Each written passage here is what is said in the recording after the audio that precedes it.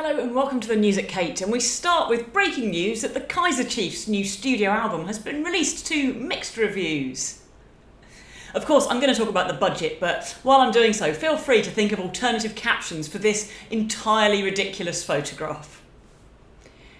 There's a phrase I seem to use every damn week when I'm talking about the Tory government, and it is smoke and mirrors.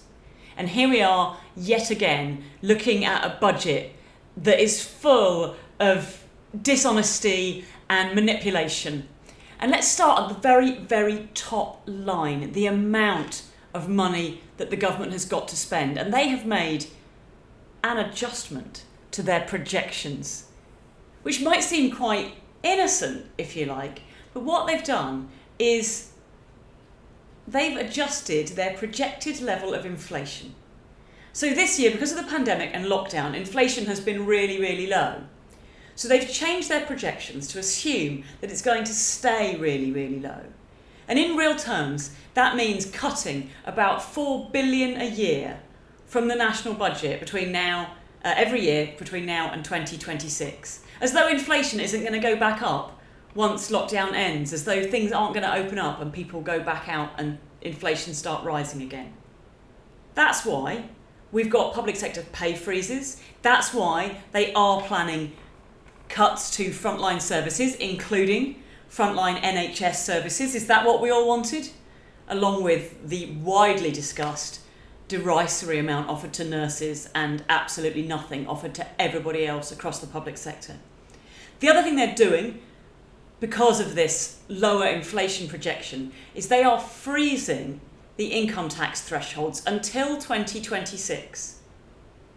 So right now, you don't pay income tax on the first 12 grand of your income, which is already a really low level, because does anyone really think you can live reasonably on 12 grand a year? That is a very, very tight budget for anyone to live on. But that is still going to be the threshold in 2026. Normally these things have been moved up in line with inflation, but not anymore. No, the provision that is there is being frozen so that as inflation does go up, people are in a worse and worse and worse position. And at the same time, they're doing something very, very generous for corporations. They're offering this 130% offset of taxation against the purchase of new equipment. And I don't want to get dragged into a complicated discussion about accounting policies, but basically, companies who've got a profit and got some money to spend, and let's be clear, they're not really the ones we need to help right now.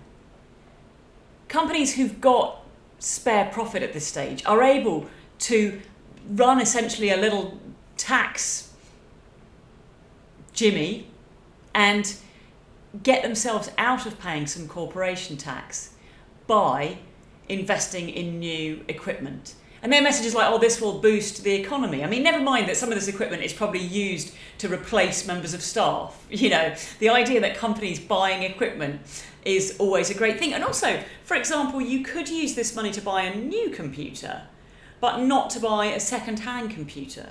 So it's great news for companies that are doing well enough to be buying brand spanking new technology. And it's great news for Apple. But it's really bad news for companies that are trying to be environmentally friendly, survive on a shoestring, minimise their expenditure. And it's really bad for companies that refurbish and recycle electronic equipment, which is actually something we should be encouraging, and lots of brilliant small businesses do. So we're taking money away from people and we're handing it to corporations. And then apparently we're going to increase the rate of corporation tax in a couple of years' time if we haven't changed our mind by then. I'll believe it when I see it.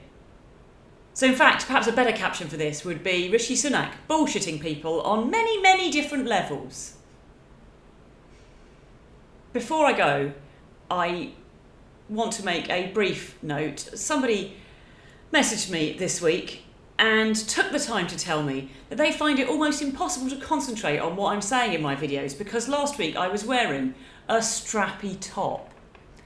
And to that, I want to say, if you have made it into adult life, unable to listen to what a woman is saying because you're distracted by the clothes that she's wearing, you have failed. It's got absolutely sod all to do with me. Like, just do what everyone else does, have a wank, and then carry on with living your normal day-to-day life. I am a 45-year-old woman. I really think that you can all control yourself enough to listen, and more to the point, it doesn't matter what the fuck I wear. As it turns out, I'm still fucking right. See you next week.